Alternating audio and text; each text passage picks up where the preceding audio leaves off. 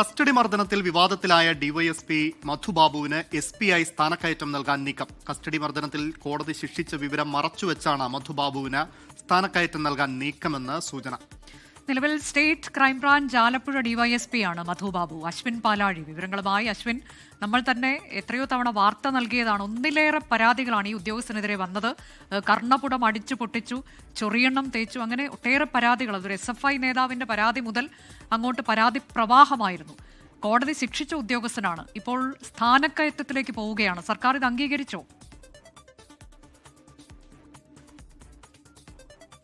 Anuja, custody മർദ്ദനം അടക്കമുള്ള കേസുകളിലെ പ്രതി ഇപ്പോൾ ഇതാ ഒരു SP ആയി വരുന്നു എന്നുള്ളതാണ് ഏറ്റവും വലിയ ഒരു വിരോധാഭാസമായി ഇപ്പോൾ വിമർശിക്കപ്പെടുന്നത്. കസ്റ്റഡി മർദ്ദനം അടക്കമുള്ള കേസുകളിൽ നിരവധി കേസുകളിൽ ശിക്ഷിക്കപ്പെട്ട ആൾ കൂടിയാണ്. ഏറ്റവും ഒടുവിൽ വന്നത് ഒരു വനിതാ നിർമ്മാതാവിനെ DYSP ഓഫീസിൽ വെച്ച് അപമാനിച്ചു എന്നുള്ള കേസാണ്. അത് നിലവിൽ SP അടക്കമുള്ള ജില്ലാ പോലീസ് മേധാവി അടക്കമുള്ളവർക്കും അതിനു പുറമെ DGP അടക്കമുള്ളവർക്കും മുന്നിൽ പരാതിയായി നിലനിൽക്കുകയും ചെയ്യുകയാണ്. അതിനിടെയാണ് DPCയുടെ ഒരു നിർദ്ദേശം, ശുപാർശ, അദ്ദേഹത്തിന്റെ സ്ഥാനക്കയറ്റം നൽകാൻ SP ആക്കാം എന്നുള്ളൊരു ശുപാർശ സർക്കാർ മുന്നിലേക്ക് വെച്ചിരിക്കുന്നത്. അതിന് സർക്കാർ അന്തിമ അംഗീകാരം കൂടി നൽകിയിരിക്കുന്നു എന്നുള്ളതാണ് ഏറ്റവും പ്രധാനപ്പെട്ട കാര്യം.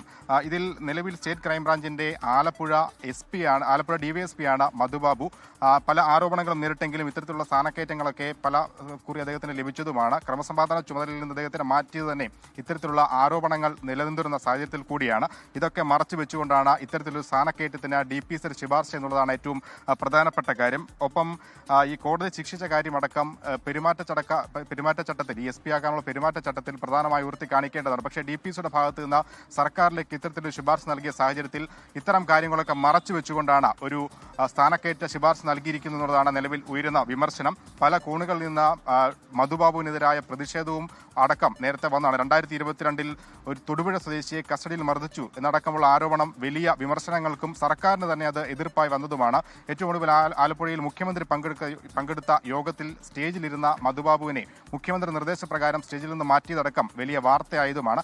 അത്തരത്തിലൊരു വിവാദ നായകനെയാണ് ഇപ്പോൾ DYSP സ്ഥാനത്ത് നിന്ന് SP സ്ഥാനത്തേക്ക് സ്ഥാനക്കയറ്റം നൽകാനുള്ള ഉത്തരവ് ഒരു ശുപാർശ സർക്കാർ അംഗീകരിച്ചിരിക്കുന്നു എന്നുള്ളത് മറ്റൊരു വിവാദത്തിലേക്ക് കൂടി കടക്കുകയാണ്.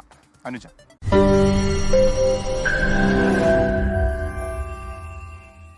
ലോകത്തെവിടെയായാലും ഏത് സമയത്തും 24 വാർത്തകളും ഓഗ്മെന്റഡ് റിയാലിറ്റി പാക്കേജുകളും എക്സ്പ്ലെയിനറുകളും വിശദമായി കാണാൻ ഞങ്ങളുടെ YouTube ചാനൽ നിങ്ങൾക്ക് സബ്സ്ക്രൈബ് ചെയ്യാം.